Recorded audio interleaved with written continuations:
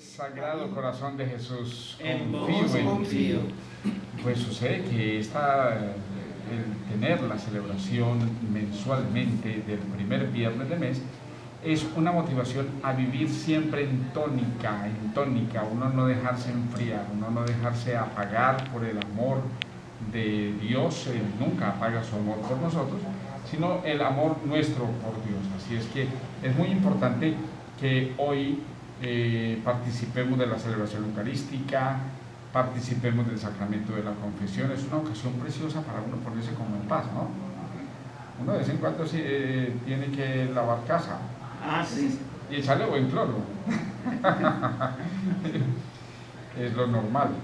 Pues sucede que la confesión es eso, es una jugadita.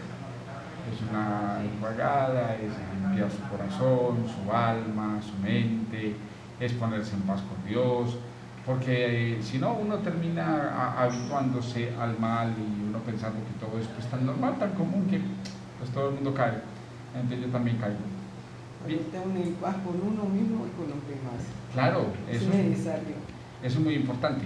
Y el Señor nos invita siempre a eso, a ponernos en paz con Dios, con uno mismo, con los hermanos, para poder seguir avanzando en esa tónica. Y entonces, celebrar mensualmente al corazón de Jesús es eso, ponernos en paz con la confesión, ponernos en paz. Ya nos ha dicho el Señor en el Evangelio, nos ha dicho, cuando ha resucitado, le ha dicho a los apóstoles, vayan y perdonen los pecados. A quienes les perdonen los pecados les quedan perdonados. Entonces, no le dijo a una imagen, o al vacío, O a un árbol. eso, al vacío, cuando alguien pida perdón, entonces perdónenle, no, sino que le dice a personas humanas. ¿Por qué? Porque elegido por el Señor para ministrar, llamémoslo así, los sacramentos, la vida de la gracia, que es también un pecador, que también necesita confesión, nosotros necesitamos confesarnos y tenemos que hacer oración. Con el encuentro con Jesús en la oración y en la vida sacramental, ayuda a que el otro también se levante, a que caminemos juntos, a que no nos sintamos especiales y como que exclusivos, no, sino que estamos para el servicio de los hermanos. Y ayudar al otro, alentar al otro, a decirle, ánimo, tú puedes, levántese, sonría, abrace, perdone, quiérase, confíe en todo lo que el Señor también le regala. Así es que es muy importante el sacramento de la confesión, que es uno de los sacramentos de sanación y por lo tanto sana el alma. Cuando el alma está en pecado es un alma que está herida. Y el sacramento de la confesión, que es sacramento de sanación, es también el sacramento de la misericordia, es el sacramento del perdón. Es una especie de tribunal pequeño, donde uno viene a decir, yo soy pecador, y se encuentra con un juicio, el juicio de la misericordia de Dios. Por eso es el sacramento de la misericordia. Entonces, todo esto tan importante, cada viernes del mes, cada viernes, para uno estar habituado y estar uno en paz. ¿Cuántas personas quisieran o hubieran deseado estar más en paz antes de toda esta pandemia, antes de ser llamados a la vida eterna, antes de experimentar en medio de la fragilidad de la vida, experimentar la caída, el pecado y estar ante la situación dramática de la muerte, ¿no?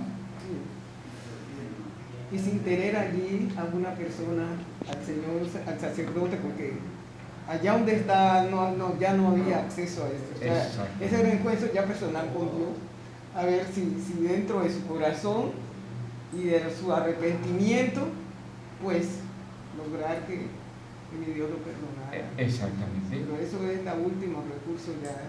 Sí, y nosotros entonces tenemos por fe y por doctrina cristiano-católica que la Iglesia ora permanentemente por los que están en esa situación y no tienen sacerdote, no tienen el sacramento, y por eso siempre hay que orar orar por los que están en agonía, orar por los que morirán en el día de hoy y que no tienen sacramentos, que no tienen un sacerdote a la mano, orar para que ninguno muera en pecado, para que siempre haya ese deseo de el perdón, siempre el deseo del perdón, siempre aceptar el perdón de Dios. Y de allí es la importancia que en las diferentes comunidades donde no hay sacerdote, los catequistas, los animadores de la fe, los grupos de oración tienen un compromiso no solamente de orar, sino un compromiso con Dios y ayudar a las personas que están en ese proceso de agonía, porque hay que ayudarlos para que ellos en toda la oración que se hace delante de ellos vayan tomando conciencia. Si no pueden hablar, ellos toman, porque el Señor sabe el corazón de cada uno y Él lo va tomando, y cada uno en medio de su silencio Él va tomando como esa referencia y como esa forma de cómo recibir su propio arrepentimiento y pedirle perdón a Dios, porque Dios no quiere que la gente se condene. Él lo que busca es la salvación del ser humano. Pero nosotros también tenemos que tener conciencia de que hay que ayudar al moribundo, hay que ayudar al enfermo, para que él durante ese tiempo de enfermedad vaya reconociendo que hay un Dios en el cual él se va a encontrar y que va a tener un juicio. Es muy interesante y muy apremiante de que nosotros nos despojemos de muchas cositas y nos entreguemos más a los más necesitados, como son los enfermos. Hay muchos enfermos abandonados, muchos enfermos que llega uno y dice: ay, por favor, Dios le pague porque me pudo dar voz de aliento.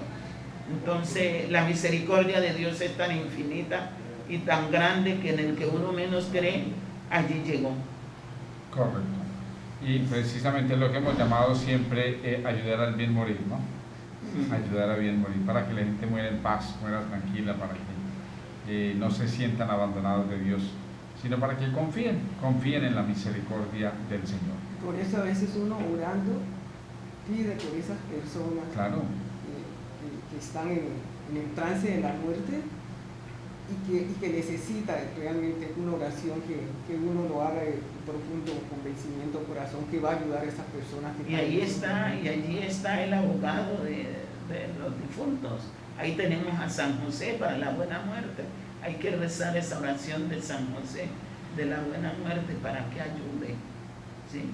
Es muy interesante como tener todos esos valores de la oración en mano para un enfermo moribundo. Correcto. Y sobre todo lo que decía profesora Mari, orar por tantas personas que de pronto no han experimentado el amor de Dios en su vida, para que no lleguen a ese momento sin abrir su corazón, sino para que puedan experimentar el amor de Dios en su corazón. Esta semana estuvimos celebrando a San Juan María Vianney, el santo cura de Ars, y entonces valga la pena traer un dato anecdótico de una mamá que estaba llorando mucho porque su hijo se había tirado de un puente, se había suicidado, y la mamá sufría mucho pensando en que tal vez este hijo se hubiera condenado, y sufría, y se encuentra con San Juan María Vianney, el santo cura de Ars, le comparte esa tristeza, esa angustia, ese temor de la condenación de su hijo, y escuche la respuesta que le da San Juan María Vianney. Le dice: tranquila, no llore tanto, porque entre el puente y el abismo está la misericordia de Dios. Imagínese, es una cuestión de segundos, ¿no? Sí. Entre estar allí y estar abajo ya sin vida. Pero ¿qué pasa en ese tránsito? A lo mejor experimentó el amor de Dios. En ese momento está la misericordia de Dios. Y si uno escucha, cree que si realmente las oraciones le llegan a las personas, porque ese pasaje tan hermoso de San Agustín, que la vida que llevaba San Agustín, sí. Y su madre oraba todos los días por él, por su conversión, ¿no?